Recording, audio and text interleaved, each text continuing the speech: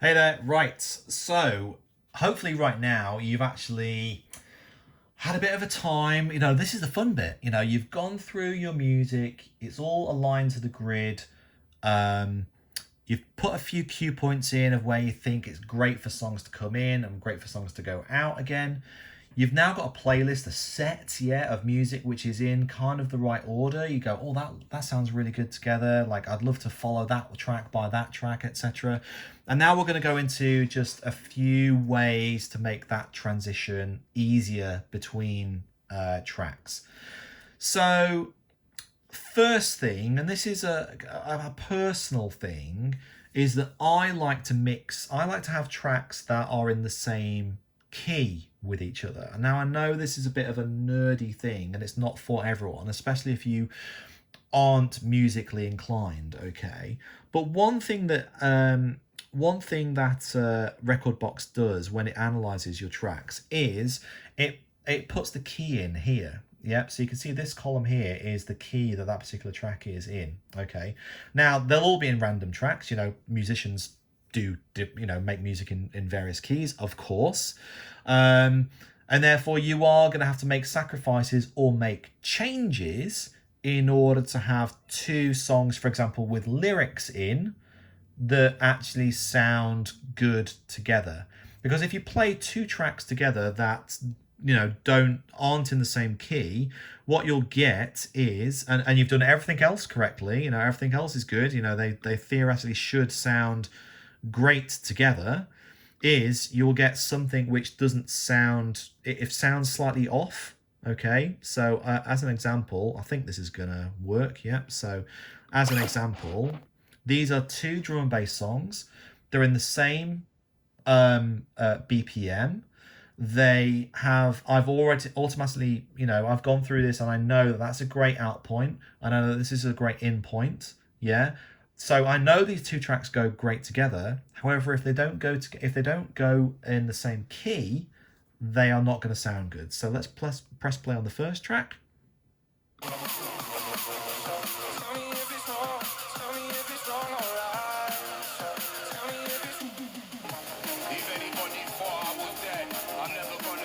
So if you listen, you can hear that there's a melody going on in the first one, and the lyrics in the second one are different. They are, in this particular one, a whole tone down.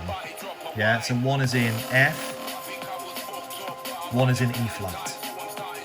So me personally, I find that annoying.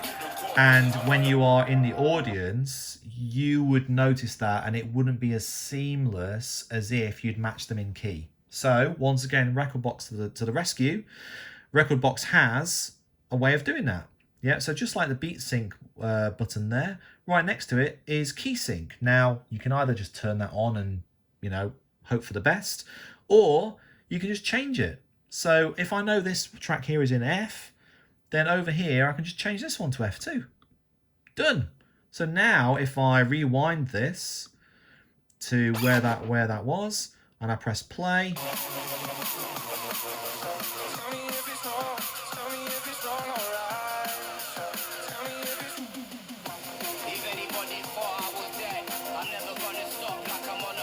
much more seamless, right? Because the melody of the first track is in the same key as the lyrics that are coming in on the second track.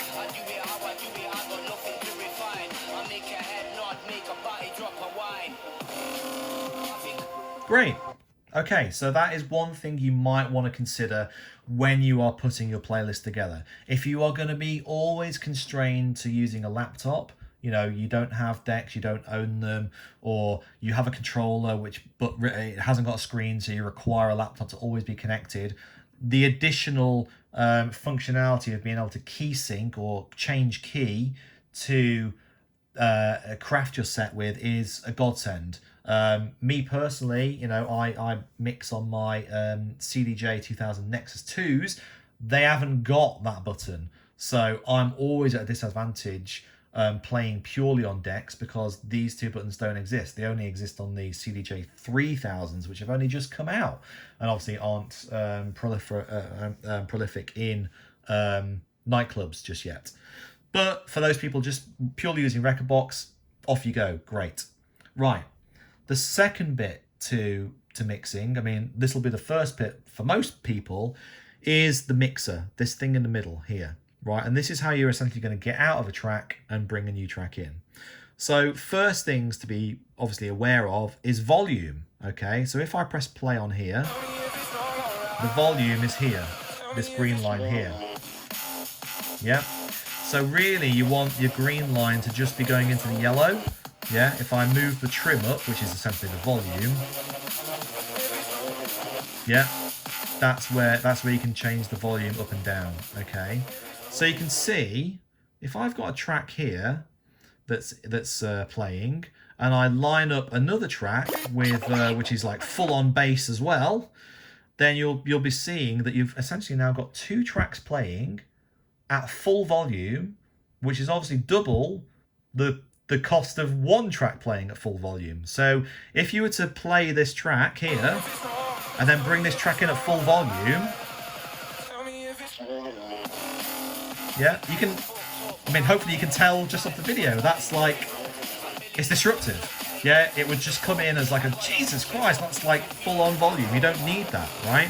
So the mixer, obviously the mixer on here and the mixer on CDJs or controls, whatever, is your way of controlling that. So there's various ways of doing this, yeah, but what you really want to look at here is that the volume level here and the volume level here do not match, yeah. Obviously you don't want to get rid of the first track before the second track has come in, but my general rule of thumb is if you've got two tracks here which are completely bass heavy, you shouldn't have both basses on at the same time. So you can move that, you know, you can move it up and down with the by holding it, pardon me, COVID, and moving your bass down here. So if I press play on this one and press play on this at the same time,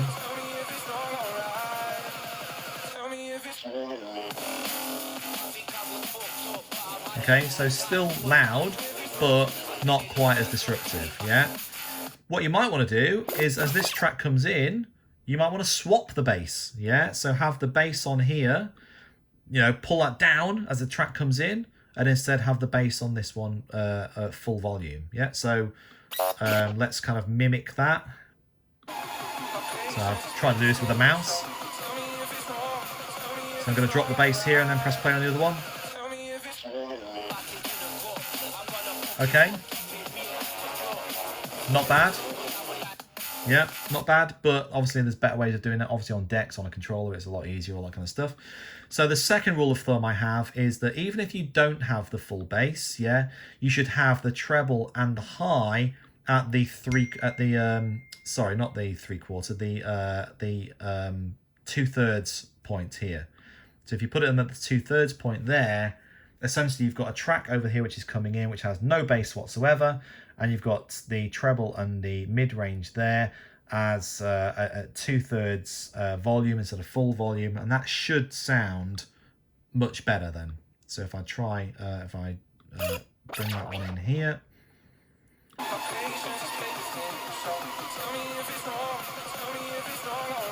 So full volume on the first one. Yeah, much better, much better. Now, obviously, this one has got lyrics, and you do actually want to hear those. So in this particular case, it probably would have been better to drop the mid-range to 2/3 on that one and keep the mid-range full on that one, and obviously drop the bass on that one and keep the bass fully there. So let's try that. I don't think I can do it with just a single mouse, but let's try it. So drop the mid-range a little bit.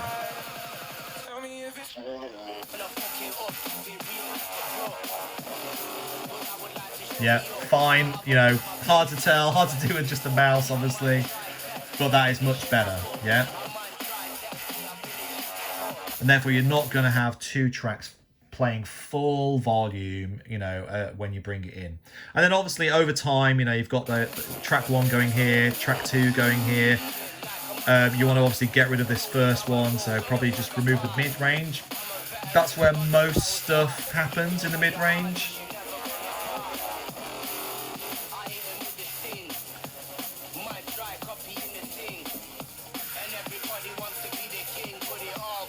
Find a good point to go and then drop it out. Done. Very quickly, very sloppily done, yeah? But the just using these individually, notice I didn't change any of these. Like, that changes everything at the same time. So personally, I don't fucking touch that at all until the track is off. I just want, for my own personal safety, to know that that music is, that track is not going to play ever because the volume is completely down. So yeah, I purely use the high, mid, and low values here in order to mix in and out. So once again, video's going to stop now. You've got your playlist, all your music's correct, it's all in the right grid. You've got your hot cues, you've moved tracks around. You might want to now start playing with the key to make sure that tracks that are near as damn it key now actually are in the same key. You know, you can use the key sync button there, or manually move the key up and down there as well. And now you can start fucking playing around with the mixer and actually playing the music, finding those mix out point and mix in points, and then using the high, mid, and low to actually reduce down tracks or bring different tracks in. Okay, one more final video after this, and that is getting this playlist out onto your USB and out onto, therefore, a controller or a set of decks in a real life situation.